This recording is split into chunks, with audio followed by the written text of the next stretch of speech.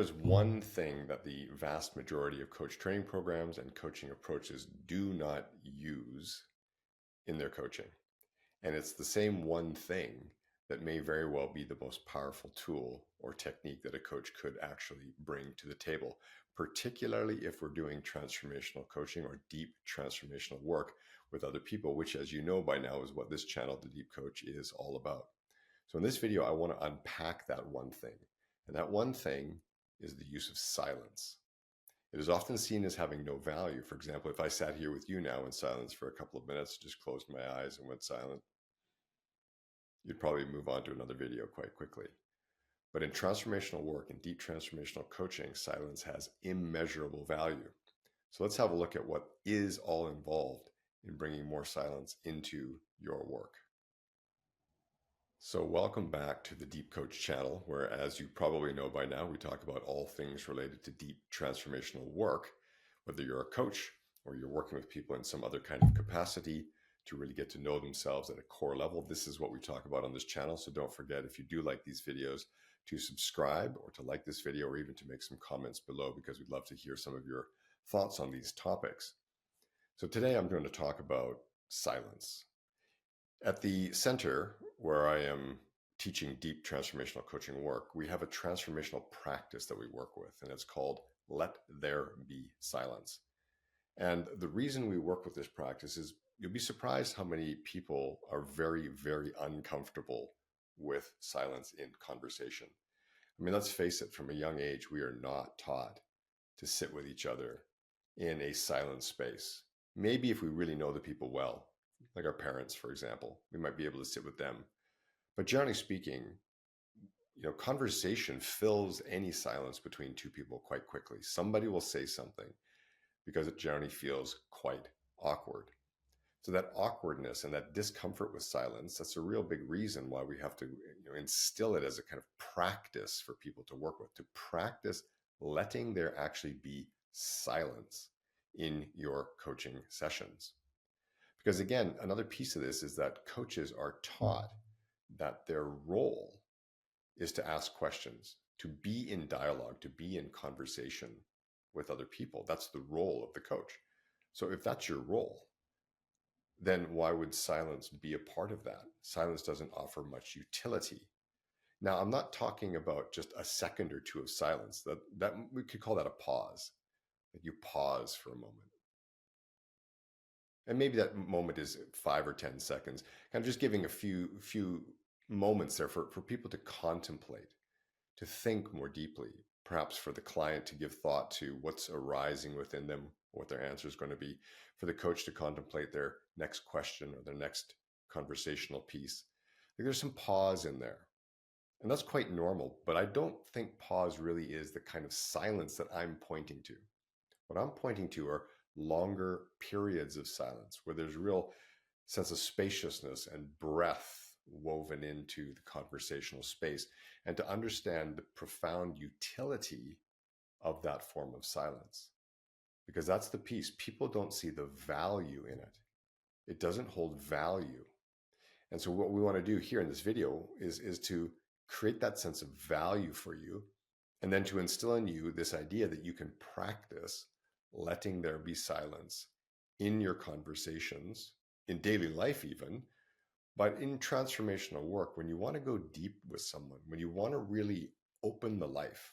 And this is what transformational work is about. When we talk about doing deep work with people, it's about revealing the life that is. And that includes like the way the mind makes meaning of things, the way they think about the world, the way they perceive the world. Like all of that is a part of deep transformational work. So silence has immense utility in this work because it gives people an opportunity to really contemplate what their interior reality is all about. So there's less this need that coaches have to drive the conversation forward, to drive it to some kind of insight or some kind of understanding or some kind of outcome, which is what so much coaching is programmed to do, is like just drive things towards this objective. And once that's fulfilled, yay, we've made it. Or deep transformational work is not about an objective to be fulfilled as much as it is about revealing the life that is. And that takes time, that takes spaciousness, that takes deep trust and safety. And so this is where silence comes in and plays a key role in how it works to help people really open to the deepest part of themselves, to reveal it, and to do the work that's needed there to transmute or transform or transcend whatever it is that they're contemplating so that they can grow into these new paradigms of possibility for themselves, which again is what real deep transformational work is all about. It's not surface level change. It's not just about doing some things differently or better or reaching goals and objectives. There are types of coaching for that, but that's not what deep coaching is. That's not what it's about. It's about revealing the life. So let me talk a little bit more then about the kinds of silence that exist that help you then move forward with clients in this kind of way that I'm speaking to. I differentiate between two types of silence. One I call passive silence, and the other I call active silence, or actually sacred silence. So I'll unpack both of these because they both have utility in conversation and coaching work, and they both have utility in deep transformational work. But there's a difference in terms of what's going on within you, the practitioner. So I'm going to put you as the practitioner. So you are working with letting there be more silence in your work, just as I'm doing now. So passive silence is effectively just keeping your mouth shut. And most types of silence are entered into this way, just the decision to no longer speak. Like that's an example of passive silence. And you might even have noticed just in that couple of seconds there a sense of like waiting for something to happen. And it's that kind of tension that drives us out of silence. But passive silence is effectively your ability to keep your mouth closed for a prolonged period of time.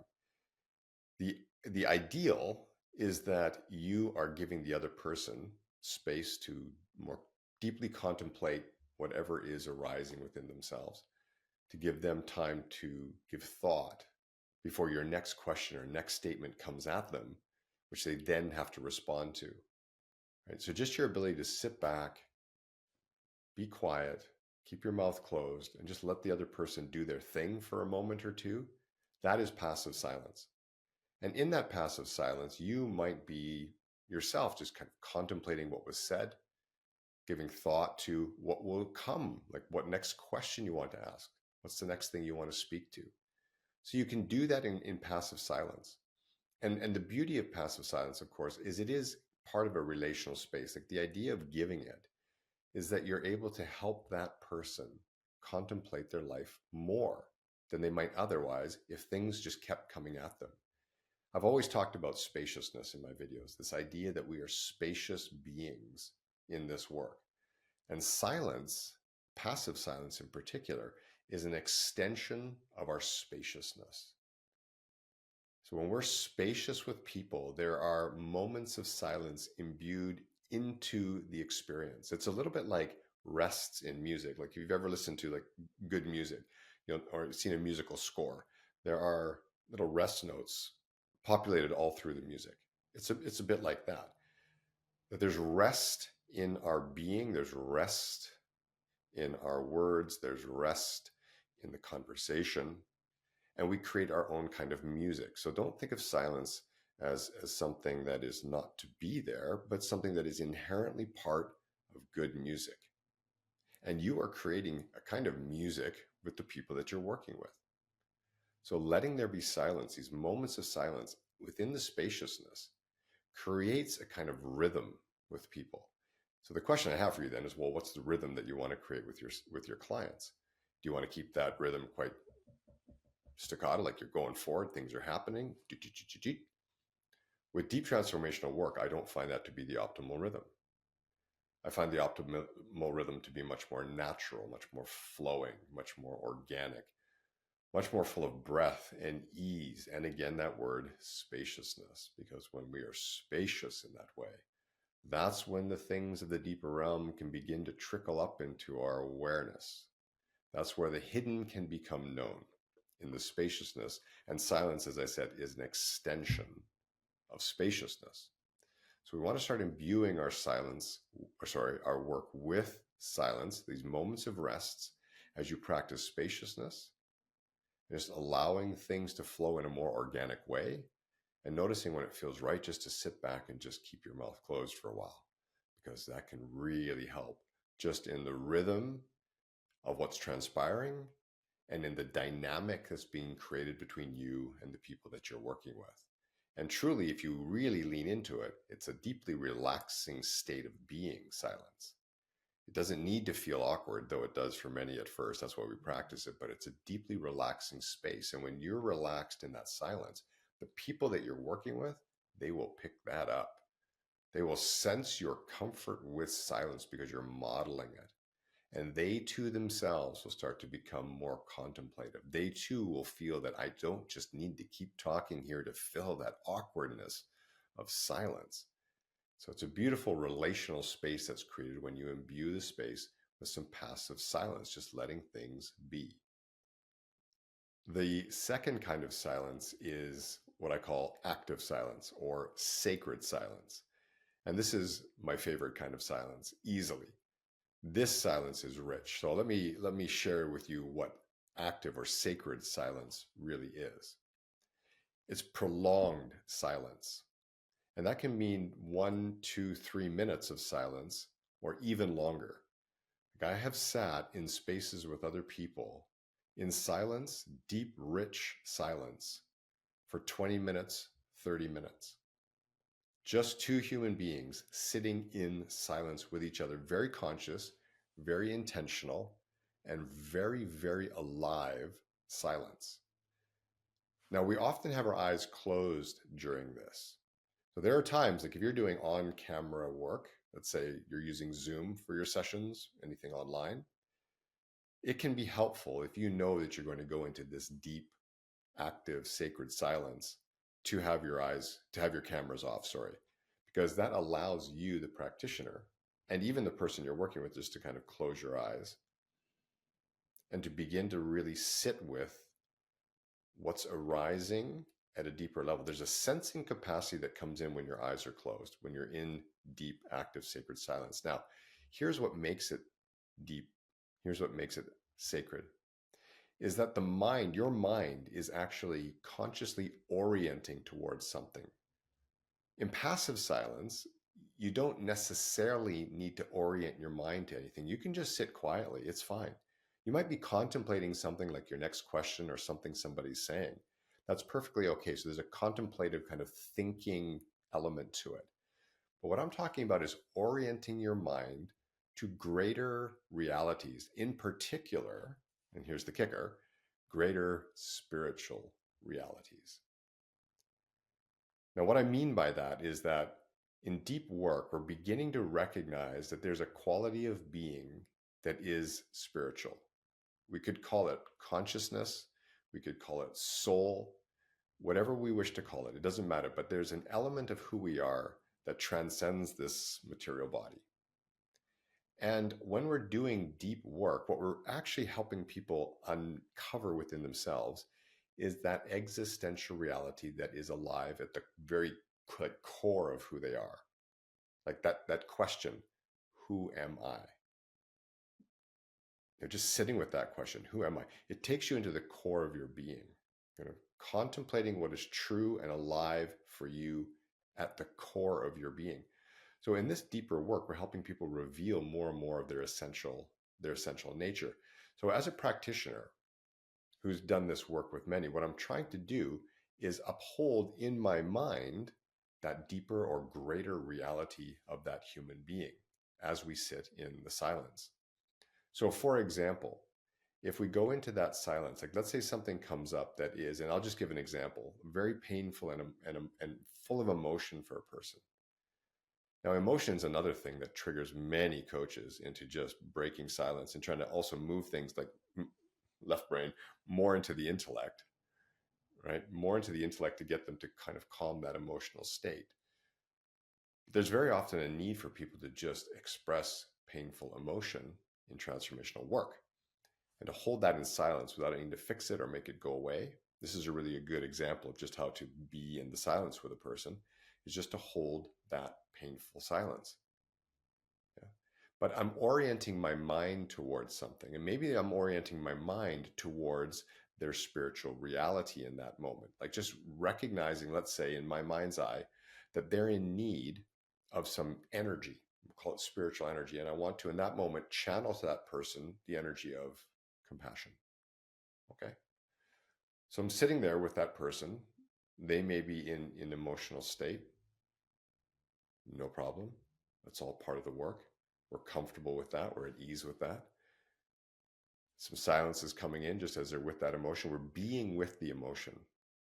We don't even need to talk about it. We're being with it, and we're being with it in silence. And I'm now beginning to send kind of, I call it the word channeling a spiritual energy of compassion, almost feeling that energy enveloping that person, just holding them in that container. Because so much of what we do here is about creating containers of possibility and safe spaces. We talk about this a lot in other videos, and how we do that, like how we create these containers of possibility. So silence is part of that container. It's part of the fabric of what we're creating for other people. And we just hold it. And I'm channeling this beautiful energy of compassion to the person, not to fix it, not even necessarily to make them feel better, but just because that energy is part of a container that helps uplift and uphold greater realities of that person. So that's just one example of what I'm doing with my mind or with my body and my energy in the silence. Is very active. And because it's of spiritual orientation, I call it, it's sacred, because it's going to feel sacred. It's going to come from the deepest part of you. It's going to come from your heart and the depth of your being in your highest spiritual nature. Because really this is what deep transformational work begins to reveal, is these potentials of ourself. And I know this might be new for you, and you're hearing this for the first time possibly, but this is the reality of deeper work, is that we begin to reveal the essential nature of ourselves as spiritual beings, and we begin to tap into potentials of that spiritual nature that we might not otherwise ever tap into. So as I'm sitting in sacred silence, I'm tapping into that myself, and I'm orienting my mind towards those greater realities that are of spirit. Let's put it that way. Okay. So here's another example. I could uphold a truth of that person. So let's say that person is speaking to something that they want to actualize within themselves. Let's say a degree of trust in life. Like they just live in life very untrustingly. They have a difficult time trusting themselves, difficult time trusting other people. And they've noticed this as a pattern that goes like way back in their life, that a lack of trust has deep roots. And it can be very difficult to outwork some of that stuff. It's not, you just say, well, you should be more trusting. Just do that. People can say it, but to be more trusting after a lifetime of not living in much trust, that's a process. In any case, they're speaking to the desire to live in more trust in this world. Definitely trust in themselves and each other. So again, if I'm sitting in just deep silence with this person, as we're just contemplating this idea of what it is for this person to be trust, like just to sit. Okay. I can start to sense into their beingness and their relationship to trust. I can begin to embody trust, like the field of trust. I can begin to embody that, like me, the practitioner, sitting with that person. This is, okay, where is trust in me as a lived reality, a living reality? Where is it? Okay, tap into that, feel that trust in me. Again, my eyes may be closed or open, but I'm sensing trust as alive in me. And again, this idea that I'm upholding trust in my being invites people who are not experiencing higher degrees of trust to experience the container, the energy field of unbridled trust. You say infinite trust. I can even in my mind's eye, see them, uphold them as, I am one who trusts in life. I am one who trusts in myself. So this orientation of my mind again towards a greater truth. Some people call these affirmations, and it is in a sense, but what I'm doing is upholding it for that person. I don't necessarily need to speak it out loud. This is the work of my mind in prolonged periods of silence, because otherwise the mind gets like a monkey. It's just jumping all over the place, and it can start to worry like, oh, what do I need to say next? This silence can't be good. They might think I'm not adding value. They might think that this is not doing anything of service to them. My monkey mind will take me into those thoughts if I'm not deeply comfortable with silence.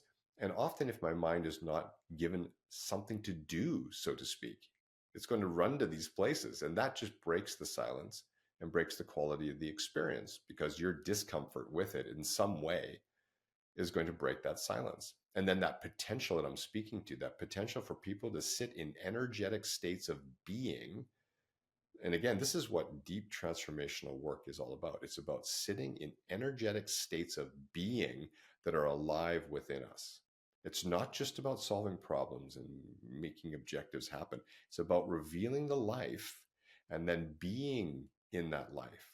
So now we're learning to be in trust, to embody it as a lived experiential reality. So as a practitioner, for me, that's what I'm doing in that moment. I'm embodying trust, channeling that trust to the person, and my mind is upholding this image of I am trust, or I am living in trust of that human being do that. And when you sit with that, just that energy field and those higher images, you could say, affirmations of this existential reality of another person, the silence can just go on.